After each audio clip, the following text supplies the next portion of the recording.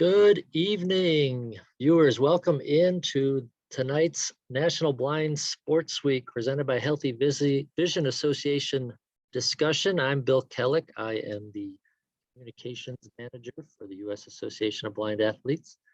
And this week, we are celebrating National Blind Sports Week with daily social media takeovers from our USABA sport ambassadors, as well as evening Facebook Live discussions going on Monday through Thursday. Each day follows a different theme, and today's theme is making fitness accessible. And to speak about that topic, I'm pleased to be joined tonight by not one, not two, but three Paralympic athletes who I'd like to introduce to you right now. First, let's welcome Zach Buhler. Zach is a 2020 Paralympian in the sport of goalball and a USABA goalball sport ambassador. Also with us everyone tonight. Thanks for tuning in and appreciate being here. Yeah, welcome, Zach. Next, we'd like to welcome Kyle Coon, also a 2020 Tokyo Paralympian in the sport of triathlon, as well as a USABA endurance sport ambassador. Welcome, Kyle. Thank you, Bill, and thank you everyone for having us here tonight. And last but not least, let's welcome in David Brown, three-time Paralympian, as well as a 2016 Paralympic gold medalist in the 100 meters in track and field, and also a USABA blind soccer sport ambassador. Welcome, David. Thank y'all for having me. This is going to be fun. Yeah, and just a reminder to viewers, you have a chance to ask these Paralympians any question you'd like them to answer. We'll get to that at the end of the hour. So just put your questions in the comments, and we'll get those answered at the end of the discussion. But let's start off, for those watching who may not know your individual stories, let's start with Zach. Tell us about your experience in sport, Zach, and how you came to find the sport you play now, goalball.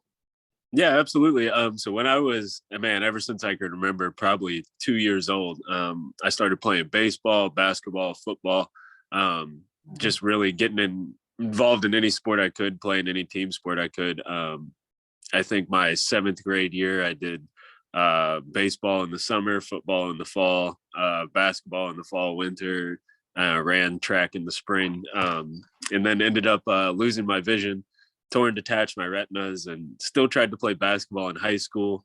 It wasn't very good. It's a little difficult to be good when you can't see the ball. Found out kind of the hard way. Tried to play rugby in college, which was even a bigger mistake. And then, found goalball. Found out that the USA team was training up here in Fort Wayne, which is about 30 minutes from my hometown for Rio.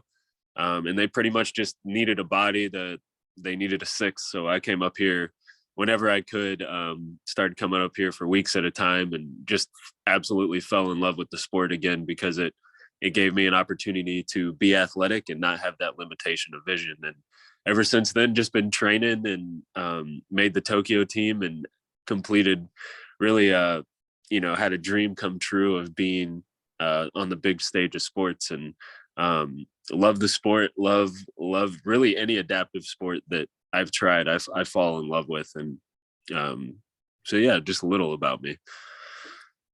That's great, Zach. How about Kyle? Why don't you go next? Maybe a 2-minute overview of how you got involved in triathlon. Yeah, for sure. So similar to Zach, I grew up, basically just trying to be as athletic as possible. I got started. My first competitive sport was rock climbing. Climbed competitively for a couple of years before moving into, just getting into some general tandem cycling for fitness and for fun with my dad and friends, and moved over into like downhill skiing. Competed in wrestling in high school and college. And then when I graduated from college, didn't really know what to do with myself. I tried to, dabbled in the grad school thing. That really wasn't my cup of tea. And was just struggling to find my way, find, any purpose post college. And so I decided to do something that I had always hated, and that was running. So I jumped online and found a database that partnered blind athletes who wanted to run with people that were interested in being sighted guides. And I typed in my zip code, and the two guys popped up in the area where I was living. I sent them both a message on that website. One responded. I said, "Well, beggars can't be choosers." So I said, "Yep, you sound like the perfect kind of dude to run with." He had never met a blind guy or guided one running or anything. This just sounded like something he was interested in doing, and he happened to be a triathlete. And so after we started running together, he basically just peer pressured me into giving triathlon a go. So he taught me how to swim. We got my hold of my tandem bike. We started riding together. And before long, I just, I found a sport that I just really enjoyed and thrived in, and just kept pushing the limits and pushing the boundaries of what I could do physically in triathlon. And eventually just kind of stumbled my way into the crosshairs of USA Triathlon, and they recruited me to come live at the Olympic and Paralympic Training Center in 2019, and the rest is history from there. Fantastic. Thanks, Kyle. All right, David, you're next. First off, Kyle, you're gonna have to give me that website, because what the heck, I haven't even heard of that. Right. And then, it's very easy. It's unitedinstride.com. okay, noted. And then how I got started in sport, it's no different. It's very similar to these guys. Actually grew up in sport playing basketball, similar to Zach. Started getting slapped in my face with the basketball and realized, I'm not going to be the next Air Jordan. So I got into running because I was able to see where I was going and still be competitive with my friends on the playground. And when I was 11 years old, I moved to St. Louis to attend the Missouri School for the Blind and got involved in the sports there, which was track, did goalball, wrestling, as well as I tried to swim, but I sank more than I swam. And from there, honestly, just competing, got involved with the USABA, started running with the IPSA World Youth Games, US Paralympics pretty much set their eyes on me, like, hey, this kid he has potential. And when I graduated in 2011, I went to adult nationals to try out for the Guatemala team. Well, Guadalajara actually made that team. And then after that, they invited me to live and train full-time out here at the Chula Vista Elite Training Center now. So I've been out here in Chula Vista for going on 11 years, training in track. But I got involved with blind soccer back in, actually just last year, but I found out about it in 2019 when there was a blind soccer camp being hosted here. They mistaken me as one of the blind soccer, participants. And as soon as they were like, "Are you here for blind soccer?" I'm like, no, but please share some more information about this. And come to find out, one of my longtime friends who I met back in like 2007, Kevin Brazard, was helped spearheading that. So I was like, "Kevin, bro, how the heck are you? Tell me more about this blind soccer thing." So after Tokyo, I contacted him, asked him, what's the development going? How's everything going?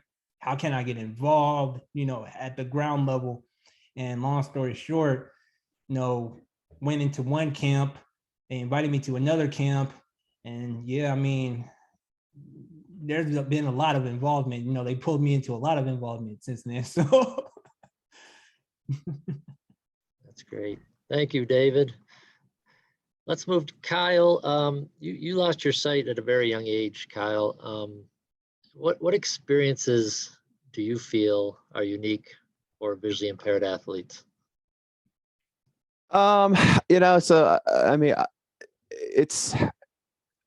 It's interesting because I think the word our challenges aren't unique. They're the same challenges that a lot of people have. But I would say that the challenges that are the most difficult for us to overcome are simply things like, finding our way to activities. So, like getting, if we wanted to, if we want to be active in, if we want to swim, getting to a pool, it takes a lot longer to use public transportation than to hop in your car.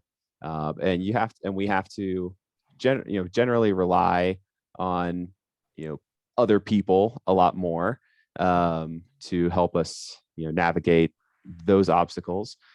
We then also have, the barriers of,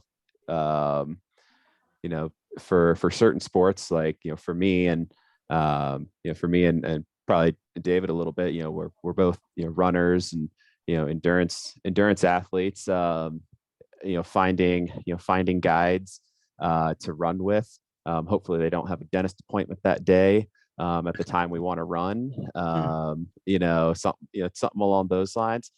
So, and then just in general, if we are looking to, get involved just in our general rec center or health and fitness club or something like that, being able to navigate, independently, we can't just, take a glance around everywhere and be like, okay, the squat machines are over there, the dumbbells are over there, and the cardio equipment is up there on that floor.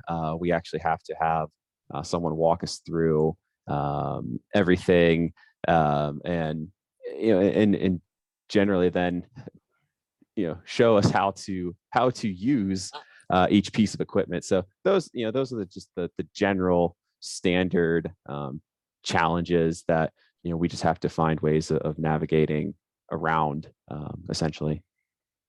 Yeah, let's dovetail off what you just mentioned there, Kyle, and let's ask David.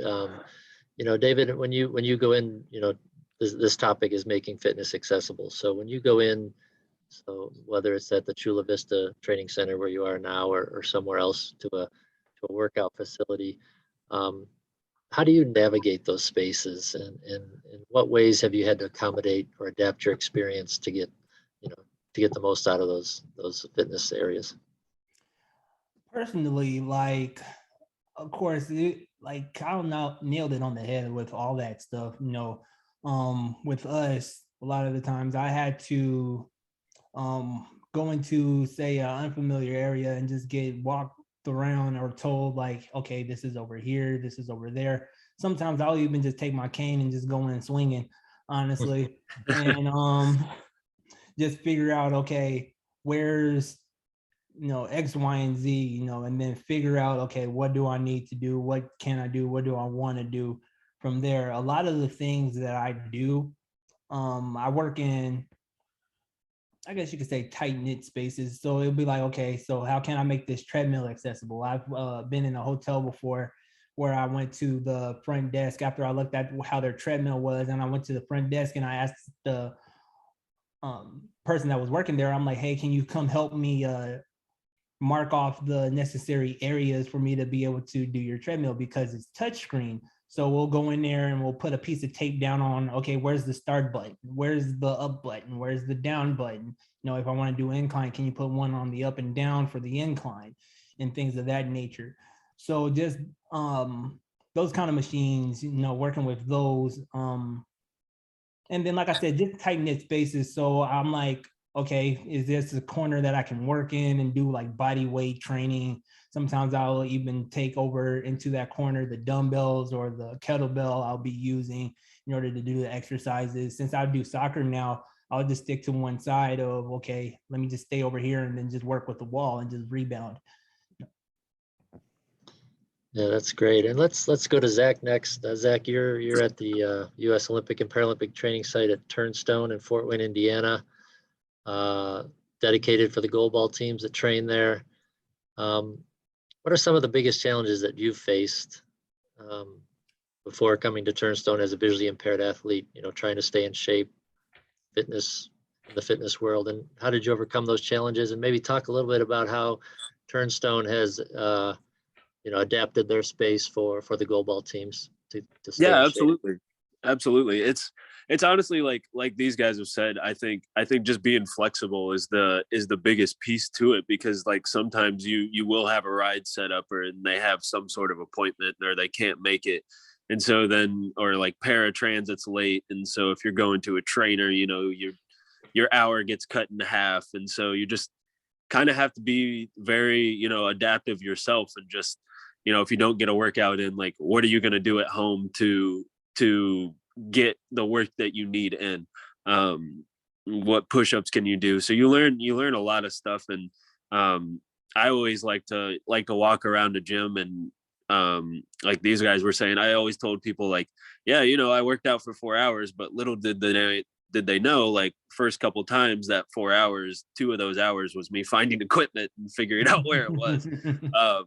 And so, just really going in and feeling if there's any difference between the 45s and the 35s, because I've had times where I'm going to, put up 115 and it ends up being 135, and just different stuff like that. But Turnstone has done an absolute great job, along with, I think if you are training with someone, there has to be a level of trust and really a level of understanding through you and the trainer. I've had a couple that I worked with for a little bit in the past that were like, oh, you can't do this because it's not really blind friendly, and you can't do this and you can't do that. But I've also worked with some trainers that would be like, yeah, we can do it, we just got to modify it a little bit, or they'll describe it a little more. So just having that understanding and that mutual, like, knowing that most trainers probably haven't worked with a blind person, and then having them work back, I think is big. But Turnstone has been great. Our trainer EJ Whitney at Turnstone has been working with the goalball team since the program began back in 2015, so really knows how to describe and use the stick to make sure our back is straight. And it's really nice. We've actually put like tape around the black benches so we can see them on the black floor, and tape like under, like on the floor too, almost like a goalball string, so we can tell when our feet are lined up too. So just little things like that have been, he'll go around and make sure the weights are in the right spot, and if someone doesn't put the weight in the right spot, then he's telling them not to do that. So it's just a mutual understanding and flexibility, I think is a big piece to it. Yeah, that's great advice. Once again, a reminder, anybody watching, if you'd like to ask a question to any of these 3 Paralympians, just put it in the comment section. We'll get them answered at the end. Let's turn now to some technology that you maybe have discovered or utilized quite frequently to help you make working out more accessible. Let's start with Zach. Zach, is there anything you use other than your phone that helps you? Honestly, I wouldn't say too much. I really do enjoy like the string under the feet, just to make sure like I can put the string in the middle of both my feet, and I know like I'm straight on when I'm squatting, and different things like that. Sometimes, like, I think as blind people, we have trouble with balance at times and doing balance exercises. And so just having support for that at times, and just really making sure like everything's kind of in the right spot. Sometimes we'll use, like, I like to use a heart rate monitor that we have just to kind of see, I can click voiceover and it'll tell me how many calories or my heart rate as it goes up. So that's always kind of nice to see if we're really trying to focus on something and really get good cardio and a good workout in, just having that. But really not too much besides my phone. Technology with the phone's been incredible how far it's come even in the past couple of years. So I wouldn't say too much, but there definitely are some things. Okay. And David, what about you? Any fitness technology or technology in general that helped you through everyday life or through some workouts? I mean, of course, on top of the blind soccer ball that rattles, apart from that kind of stuff, some things that I do in order to help make my practice more productive is something I just got done doing actually today. So I take a speaker, and you can also see it on my social media. I posted it, kind of like how I was set up. So I'll use my speaker and I'll connect my phone to my speaker. It has my workout on it. workout I'll then hit, and the app that I use will then start beeping, and it will let me know, okay, here's pretty much, whether it be 6 o'clock, 12 o'clock, whatever I'm trying to do. And so after that, then I'll just adapt my training or whatever I'm doing based off of that location. It's like, okay, this is staying right here. This is exhibit A. So now I know that's that point.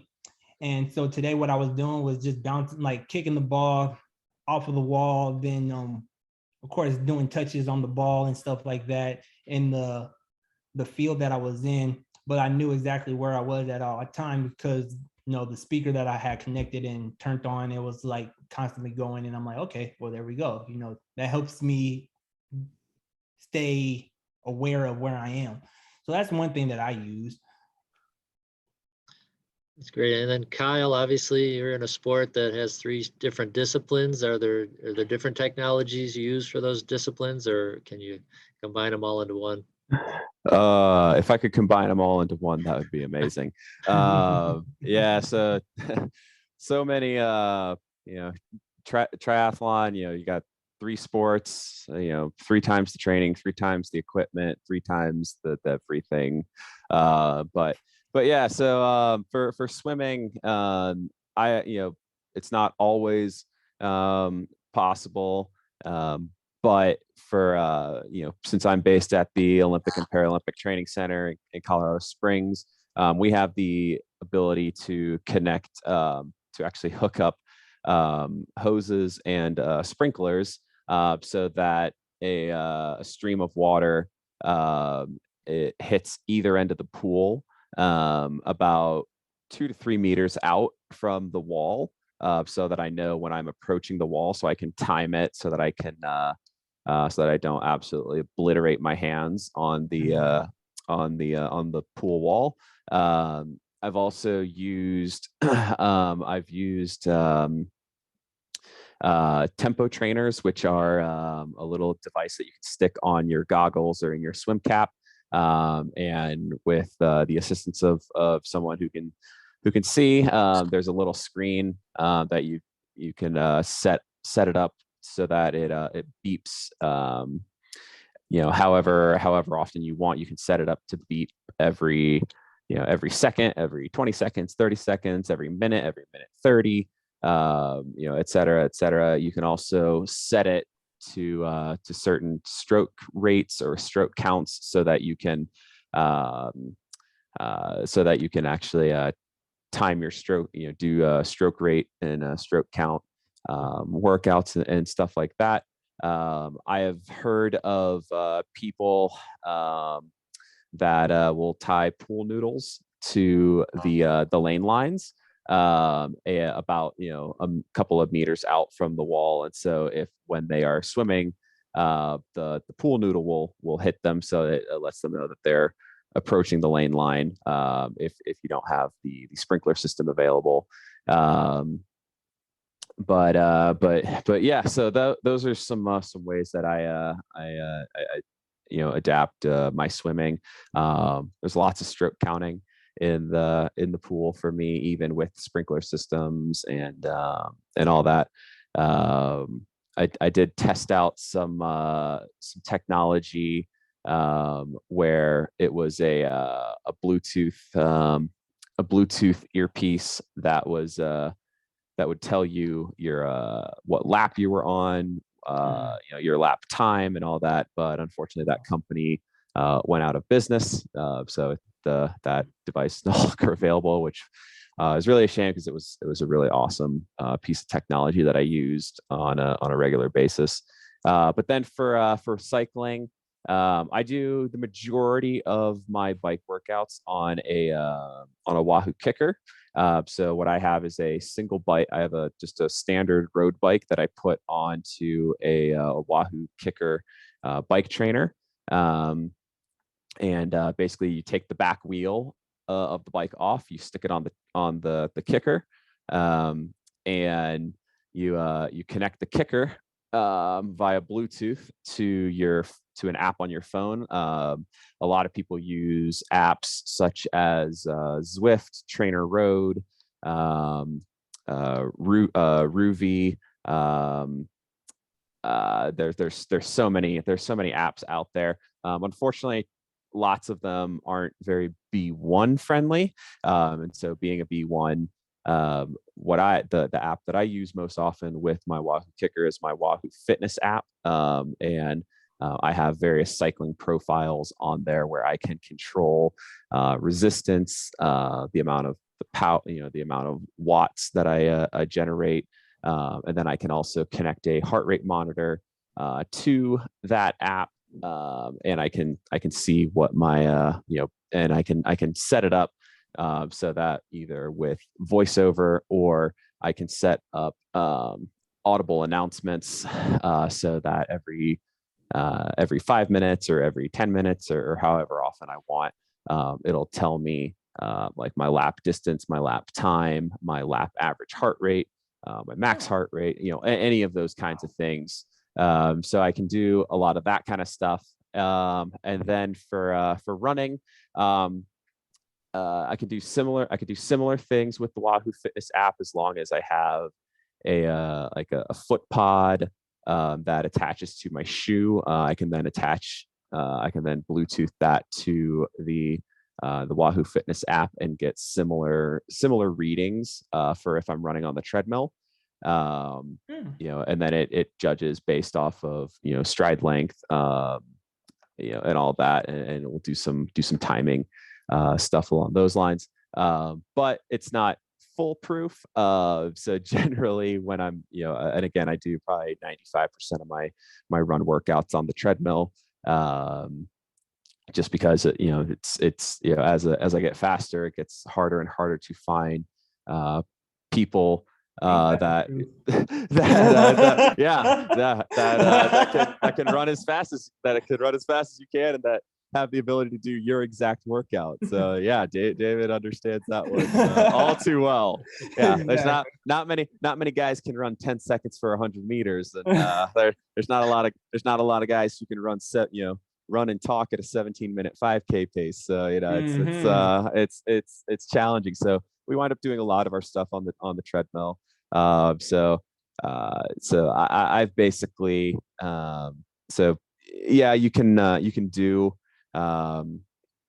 can do some of the stuff with the Wahoo Fitness app, but in general, what I do is I just count the number of clicks or beeps on the treadmill to know how, and guesstimate how fast I'm going, and that kind of stuff. And then at the end of a workout, what I do is I take a photo of the screen, of the treadmill screen, and some of the new iOS technology, some of the new voiceover updates and stuff have done really, really well with their text to speech recognition, or their optical character recognition software, so that I can actually hold my phone up and basically scan the screen on a treadmill and get a good idea of my total distance, time, calories burned, all of that kind of stuff. So I usually just take a photo of that, text that to my coach, and then he knows what kind of mileage I've done for that day, that workout, et cetera. So yeah, those are some of the fun technologies that I use. But yeah, I've heard of so many other amazing things out there. I heard that Peloton is now coming out with some pretty cool features in their apps, as well as on their new treadmills and on their new bikes and stuff. So yeah, no, there's definitely stuff out there, but we still got a long way to go. That's fascinating. Thanks, Kyle. All three of you have been involved in your sport or sports for many years. Let's talk about what changes you've seen during that time, and not only just technology, but just the training, the fitness, in general. Let's start with David. David, obviously track and field starting off. You're new to blind soccer, so you probably haven't seen many changes in that, but let's talk about track and field since you've started. What kind of technology has come and gone, or fitness methods? Well, first off, like Kyle, I never even thought of actually taking a picture of my screen and just reading it that way. Cause yeah, I do the treadmill all the time. And I'm like, dang, you teaching me over here, bro. But man, like there is a lot that, like you said, I've been doing track for going on 11 years now. And just one in the like the categories of T11, T12, T13, or B1, 2, and 3, the level of competition has gotten a lot like better, competitive, real competitive. You know, when I got into the sport, a lot of the guys on average was running about 11.1, 11.2 speed. You know, 11.2 would possibly get you a medal back in like 2012. And then, of course, years goes on. You know, I become the first totally blind athlete under 11 seconds. And from there, like now almost the average time is sub 11, or at least sub 11.1. So just the caliber of guides has gotten better. I feel the caliber of just the blind athletes wanting to be competitive and see what they can potentially do, you know, that has definitely changed a lot. I mean, as far as how we run, that hasn't changed in the sense of, you know, tethering up. Well, actually it has changed a little bit, because now we have a default tether that we all must run with, where before you can make your tether however you want. There was some people that would tie their hands together, you know, and run like that. Or, you know, me, I had like a tether that was only like 3.5 inches long, 4 inches long, but now there's a default tether which is about 30 centimeters, equals out to like a foot. And then of course you have to, you know, manipulate that however you so choose to have your hold on to it, and then you run with your guide that way. So that's one thing that's changed. But other than that, like everything is still the same. Okay.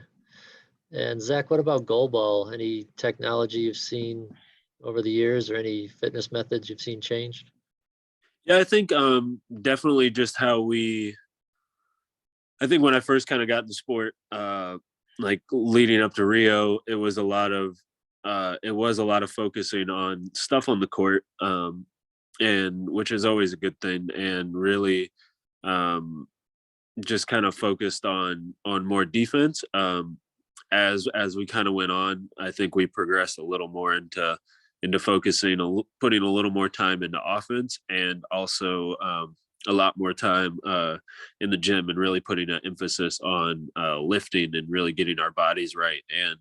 And one that I, didn't even realize really until I really started getting involved was just the recovery that, and how long that takes, and how much that can prolong your career. Because I mean, goal ball is a brutal sport. Diving on the court, getting hit by a ball, like it's so taxing on the body that you need that 2-3 hours. I like to do just to recover, to ice, to foam roll, to stretch, to do your yoga, to wind down. And if you don't, that can really end your career a lot earlier than most people would want to, and also can, just really have room for injuries. So Turnstone's done a great job, and USABA has done a great job at really getting us recovery equipment that we need.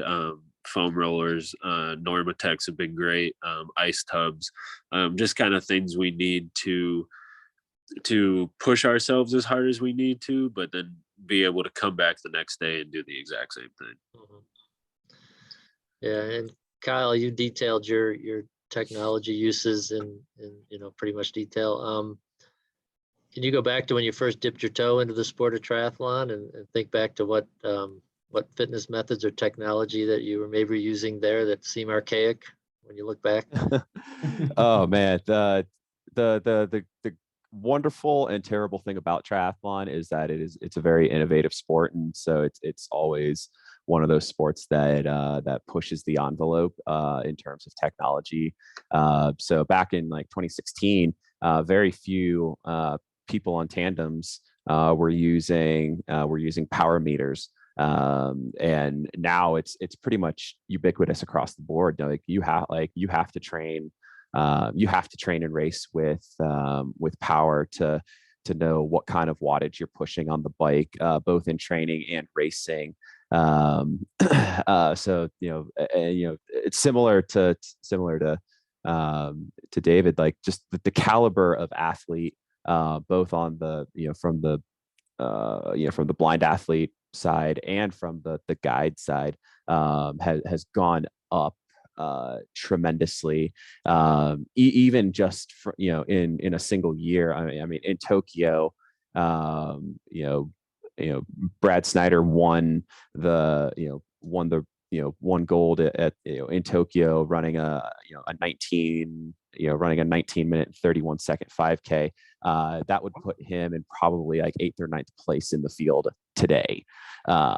Like you have to run, like we're having to run low 18-minute 5Ks to be in podium contention now, and still swimming as fast as we all were swimming back in Tokyo. And you have to so it's just the caliber of athlete has gone up, just a crazy amount just in a short span of time. But yeah, no, I mean my tether, my tether has certainly changed over time, especially like my swim tether and both my swim tether and my run tether. Back when I was first dipping my toe into triathlon, I had this big honking clunking swim tether that was causing a ton of drag in the water, and now I have this tiny little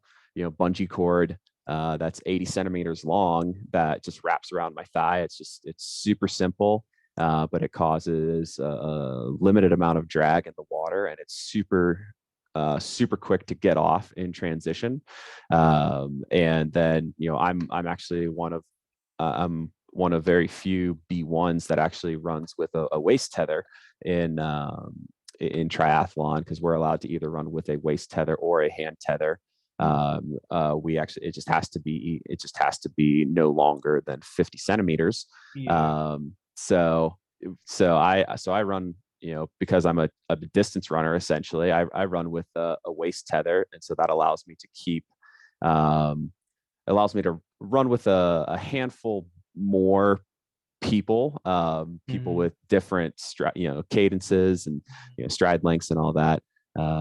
But yeah, I would say the training and racing with power on the bike, the caliber of athlete and the caliber of guide, the tactics of racing have also changed dramatically, from the mid 2010s to now.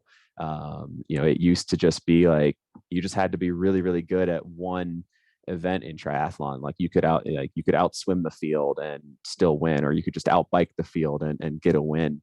Now you have to be a high caliber level athlete in all areas, and similar to what Zach said, recovery has just gone through the roof. I mean, like from normateching to hypervolting to electrical stimulation. I'm getting a PRP injection later this week for arthritis in my shoulder. So just all the medical technology out there as well, and then just the tactics and the preparation that you go through. Just the amount of to sum it all up, the amount of detail that we all have to put into our individual sports, I think is the thing that has been the biggest change. Like, it used to just be you could do the big things and you'd be fine. Now we're having to focus more and more and more on these tinier and tinier details, and we're having to find those marginal gains. Yeah. Definitely. Yeah, well, we got a question came in for Kyle from Rob Sanchez, one of our USABA endurance sport ambassadors. Rob asked, can you describe the types of swim tethers? Oh gosh. Yeah, so I mean, I only use swim tethers when I'm swimming in open water. But there's I have seen people do where they have a bungee cord that wraps around their waist, and then connects, and then there's a bungee cord that goes between them and their guide via the waist. That I don't really like personally because I think it shortens my stroke. I have seen athletes do where they have it wrap where the bungee cord wraps tightly around their hips. So for me, what I do is my tether wraps around my upper thigh and kind of just sits nice and tight up in my crotch area, and it's about 80 centimeters from my top of my thigh to the top of my guide's thigh. And the same thing, he wraps the bungee cord around his upper thigh, and we have a little system where we have this little it's like a loop on it's a loop, and then you stick this little bead through the loop, and you can actually tighten or loosen the tether dependent on that. It's almost like a little slip knot kind of thing. And to detach the tether when you come out of the water into transition, you just it's a quick little flick of the finger on the tether, and it just comes right off. But I've also seen athletes. We had an athlete, Liz Baker, a 2-time Paralympian in Rio and in Tokyo. She swam her tether. She tethered at her calf. So she had a tether that wrapped around her and her guide's calf. It was very interesting. So I've seen all kinds of tethers, but the one that is kind of becoming the most common is the one that I use, which is it wraps around your upper thigh, both you and your guide, and you just swim side by side. Okay, great. Thanks for that description, Kyle. This being National Blind Sports Week, obviously it's a celebration of making sports and fitness more accessible, and for those with visual impairments. Next question, let's start with David. What advice would you give to someone with a visual impairment who maybe came up to you and is wanting to get involved in a sport or just be more active? Yeah, I mean, just getting active, that's the biggest thing for anybody. It sounds like all of us, we started at one point at home adapting to the situation. I remember when, before I was invited out here to live and train at the training center, I'm at home doing high knees and push-ups and, agility ladder and stuff like that, just working on trying to get faster in those tight little spaces, because of course, my mom wasn't taking me to the track all the time. So just looking up different drills, what can I do? Push against the wall and now do fast feet and high knees and stuff like that. And with that kind of working on different drills and things of that nature. So it's just finding those things to adapt to the situation until you're able to get to those, places where it's like, okay, I can now get to a soccer field, and then making that accessible, kind of like what I do, like I said, with, okay, if you don't have somebody to help steer you around, go, left and right and stuff like that, setting up a speaker to where it's like, okay, here's some constant sound, and this helps me orient myself to, okay, this is where the goal is, or this is where the wall is, or at least now I know where I am. So just my advice is just figuring out how you can just get started going towards what you're wanting to do, and then when you can get to where you're trying to go, as far as like whether it be to a track or a go ball court or to a pool. Figure out what can I do first at home, or if I don't have that available to me first, and then of course when you do get there, make the most of it. Yeah.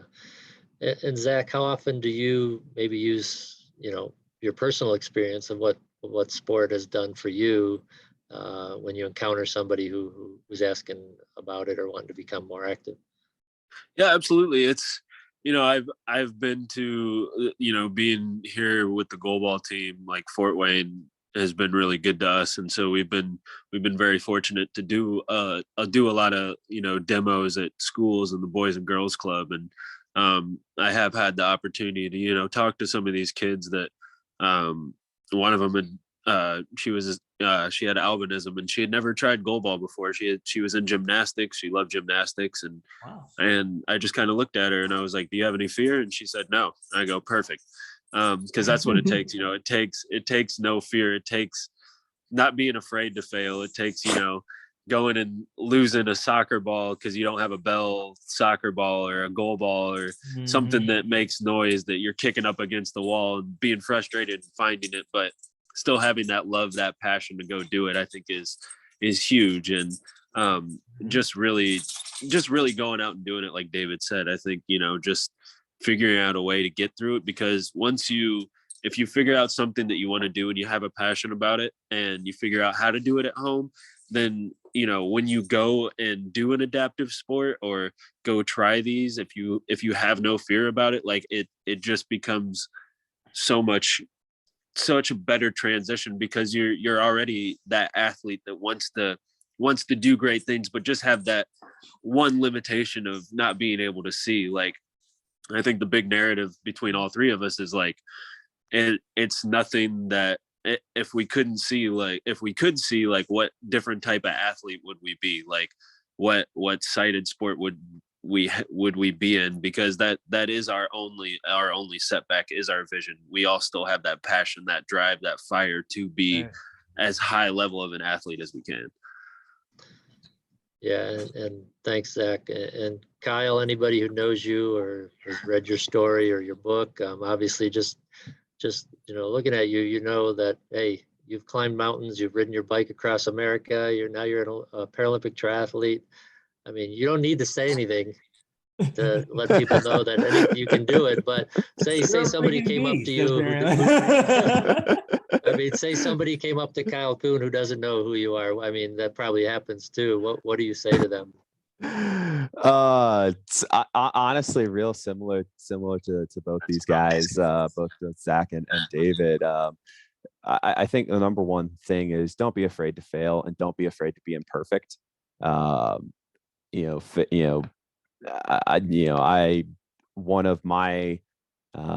of my biggest shortcomings as an athlete, and one of the things that I have had to work on is being not afraid to fail or be imperfect. So that is number one. And then my number two piece of advice is always make as many friends as you possibly can. Because if you surround yourself with passionate people, and you develop a passion and they develop a passion along with you, you guys are going to figure stuff out together. And let's be honest, just doing stuff in a group is a whole heck of a lot more fun. It's amazing. Like, similar to David and Zach, like, I do a lot of training on my own. And you figure it out. You figure out if you have the passion, you will find a way. So number one, don't be afraid to be imperfect, or don't be afraid to fail, because, you're going to fail often. We all fail constantly. We just tell everybody about our successes. And look, just, the more people you can surround yourself with that are friends mentors, trainers, just good people in general, the happier you're going to be, and the better off you're going to be. So those are always my two biggest pieces of advice. Well, that's some great advice, obviously. And you guys, I appreciate you coming on. You're coming right from a day full of workouts or rehab or training, so appreciate you taking the time. Let's take a moment to let the viewers know, what are you training for? What's coming up rest of the year or maybe in 2023, and what are you most excited about? And finally, how people can follow your journey on your social media handles. So let's start with Zach. Yeah, so for me, not a lot of training right now. I'm still recovering from this ACL surgery that I had in May. So just rehab and trying to get back in the swing of things through pretty much the rest of the year, and see kind of where we're at in January. World Championships for goalball is in December. I will not make that, but see how they do, and then we'll see what we got to do in 2023 to make Paris. So just rehab at this point. Anyone can follow me on Instagram. It's Zach Buhler 5. And just follow my goalball journey a little bit, my recovery journey, my, just kind of life journey, how we go through it. Biggest thing I'm probably excited for right now is in December, my wife and I are having our first baby. So super excited for that. Congratulations. Thank you so much. Thank you. Thank you. So yeah, getting ready for that. So pretty much right when she's coming around, I'm going to be hopping back on the court. So getting back to it. So Wow, congratulations. And we're all pulling Thank for you. for a speedy rehab. And yeah, you mentioned the Goalball World Championships coming up in December. That's the first qualifying event for Paris for our teams. So we're looking forward to that, and hope to have Zach back on the court soon after that, for sure. Yep, absolutely. Kyle, I know you're in the thick of triathlon season, training and traveling. What's coming up for you next? Oh man, yeah. So last race of the season is coming up on November 24th. We are having our World Championships in Abu Dhabi, the United Arab Emirates. So I'll be heading over to. I'll fly from Colorado Springs to Dubai for a short little 3-4 day training camp, middle of November. Then hop over to Dubai for the World Championships, and then shut it down for a month or so for the off season before getting right back after it in January, because we've got Paris qualification. Our qualification window opens up next summer. So yeah, no, it's just super busy, in the thick of it, training for World Championships in Abu Dhabi coming up in about 6 weeks. So yeah, no, just super pumped about that, and looking forward to throwing down with the best guys in the world. Yeah. How can people follow your journey? Oh yeah. So you can follow me pretty much on all your major social media channels. I'm most active on Instagram, so you can follow me at Iron Kyle. That's at EYERONKYLE. And then you can also follow me on Facebook at Kyle Coon Speaks.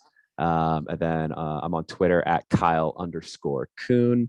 And then if you're interested, you can search my YouTube channel, or you just shoot me a message on Kyle@kylecoon.com, and I'd be happy to put you on my my email newsletter, my Iron Vision newsletter. So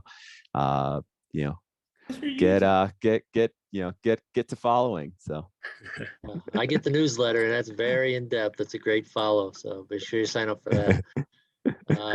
And David, how are you balancing track and field and blind soccer at the moment? It works out because track and field goes hand in hand with soccer. So it's almost like you're conditioning in the morning, and then in the afternoon, you can work on more technical stuff. Right now, what I am getting ready for is actually a blind soccer national team qualification camp coming up here in Chula Vista at the end of the month. So I'm working towards that, getting ready for that, looking forward to that. And as far as track goes, we don't start competing until like March, and I'm training for the 400 this year. So Oof. yeah, Ouch. yeah. My soccer training today was brutal because my legs this morning were just beat down from the training, like the workout that I had. Yeah. And we were running in the soccer field, which is at the training center. So it's like, man. But yeah, so it's pretty cool. It's been a journey training for both, but I've been loving it. I'm a person that likes to work hard and train hard like that and put in the volume, though like my legs are feeling it right now still. Is like, okay, I know come the end of the month when I'm going to be ready, and then come competition in March, I've been doing this for over a decade now. It's like, okay, I'll be ready. I'm pretty used to my coach's program. Of course, our world championships is next year, and I think it's in Paris. Actually, we're going to be going to Paris. So those are like next July, and I think our qualifications will be in May, possibly. And that's for track and field. As far as blind soccer goes, I don't really know too much after this up and coming national team camp selection camp. So, but my concept is always stay ready. You ain't got to get ready. So I'll just keep on training for whatever comes up after that as far as soccer goes. Yep. The blind soccer selection camp coming up. We're going to get our team starting in international competition very soon on the road to LA. Also want to mention our goalball teams are in Berlin, Germany this weekend at the Nations Cup. It'll be their final tune-up international event before World Championships in December. So we'll be posting results on our social media channels there. Just a little program reminder for the rest of National Blind Sports Week continues tomorrow, Wednesday, October 5th. We're going to have a social media takeover and workout with USABA Goalball Sport Ambassador and three-time Paralympian Darrell Walker, who I'm sure will incorporate some yoga into that, right, Zach? Oh yeah, that's gonna be a fun one. So with that'll be a fun takeover. Yeah, that'll be an awesome one. And then tomorrow night's Facebook Live webinar is entitled The Paralympic Journey, and we're going to feature two-time Paralympian in judo Cristela Garcia, as well as six-time Paralympian in goalball Lisa Chakowski. Thursday, our topic is the blind sports community. We're going to have the social media takeover and workout by blind soccer sport ambassador Bailey Martin. And then our Facebook Live discussion that night will be with Wendy Fagan, founder of Envision Blind Sports, as well as Kirsten French, program manager for the Northwest Association of Blind Athletes. And then on Friday, one of our viewers right now, USABA Endurance Sport Ambassador Rob Sanchez, will be in control of the USABA Instagram. He'll have some workout ideas. And if you follow Rob on any of his channels, that's going to be a fun day on Friday with him. And then obviously the week wraps up on Saturday is the official National Blind Sports Day. So all of our viewers, be sure to share how you are celebrating that day on social media. Tag USABA, use the hashtag Blind Sports Day. Let's have a big celebration on Saturday. I know we're going to be doing a goalball demo here at the Olympic and Paralympic Training Center in Colorado Springs. We'll be posting some photos from that. And then the month wraps up on Friday, October 28th. We're hosting our 13th annual Breakfast with Champions presented by Anthem. That's going to be held in Colorado Springs at the U.S. Olympic and Paralympic Museum. But you can also watch virtually via live stream. That'll start at 8 a.m. For more information and to register for either the in-person or the virtual Breakfast with Champions, visit usaba.org. Let me give a big thank you to our three Paralympians that joined us here tonight. Zach Buhler, David Brown, Kyle Coon, thank you for taking the time. Happy National Blind Sports Week. Best of luck in your training and competitions coming up. So thanks again for joining us. Appreciate it. Thank you guys for having us. Yeah, thank you guys so much. Thank you all. Good night.